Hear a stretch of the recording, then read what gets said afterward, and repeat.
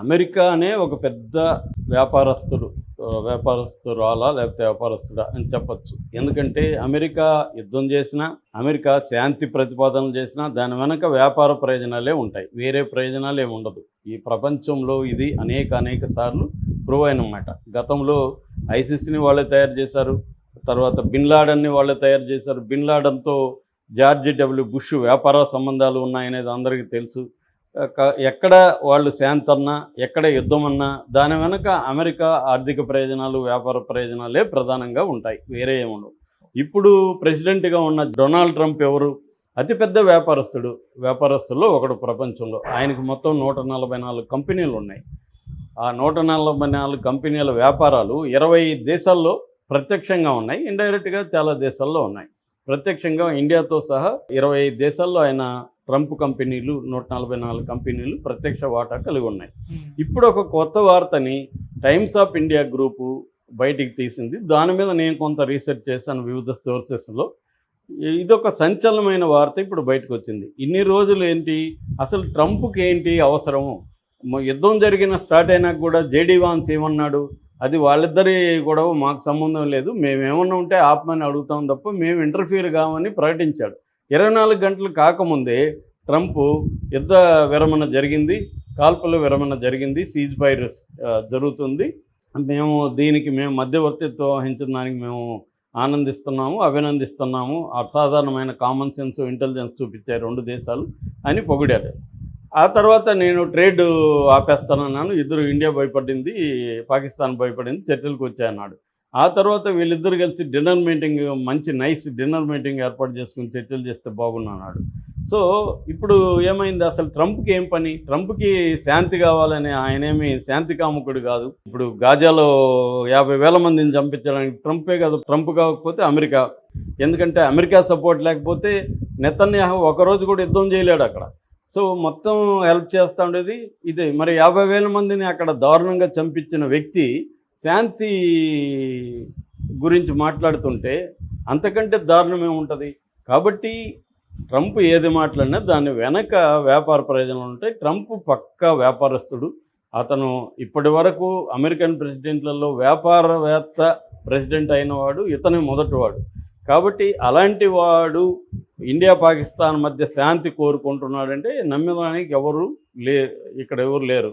కాబట్టి ఇప్పుడు అసలు ట్రంప్ ఎందుకు పాకిస్తాన్ని సపోర్ట్ చేస్తున్నాడు ఇండైరెక్ట్గా? ఎందుకంటే యుద్ధం ఆగడం వల్ల లాభం ఎవరికి? పాకిస్తాన్కా ఇండియాకా అనుకున్నప్పుడు పాకిస్తాన్కే లాభం. అందుకనే వాళ్ళు సక్సెస్ మీట్లు అవన్నీ పెట్టుకుంటున్నారు. కారణం ఏంటి?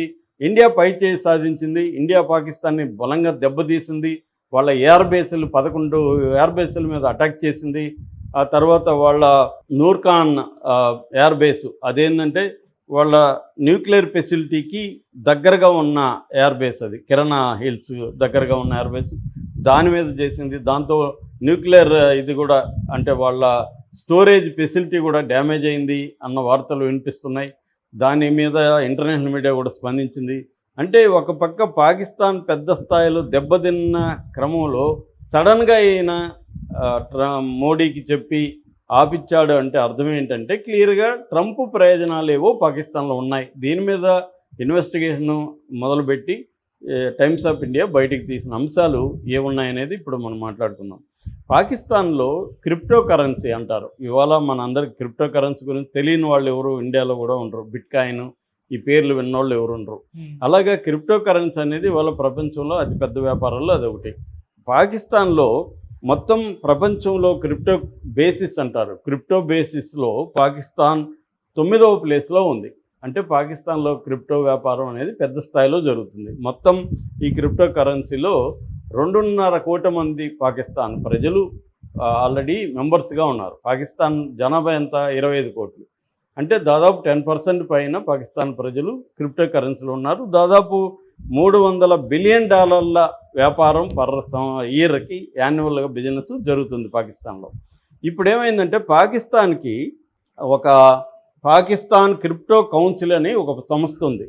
ఈ పాకిస్తాన్ క్రిప్టో కౌన్సిల్ సంస్థ ప్రభుత్వం నడుపుతుంది, పాకిస్తాన్ ప్రభుత్వం. ఇందులో 2024లో WLF అనే ఒక సంస్థ పెట్టుబడులు పెట్టింది. WLF అంటే వరల్డ్ లిబర్టీ ఫైనాన్షియల్స్. అనే సంస్థ. ఈ సంస్థ ఎవరు, ఎందుకు పెట్టింది అనేది విచారిస్తే ఆ సంస్థలో ట్రంప్ కొడుకులిద్దరు, ట్రంప్ కొడుకులిద్దరు అంటే ఎరిక్ ట్రంప్, తర్వాత డొనాల్డ్ ట్రంప్ ద జూనియర్, వీళ్ళిద్దరూ ఉన్నారు. ట్రంప్ అల్లుడు జోరుడు కుష్నర్ కూడా ఉన్నాడు. సో ఇద్దరు కొడుకులు. వీళ్ళకి 60% దాంట్లో స్టేక్స్ అంటాం.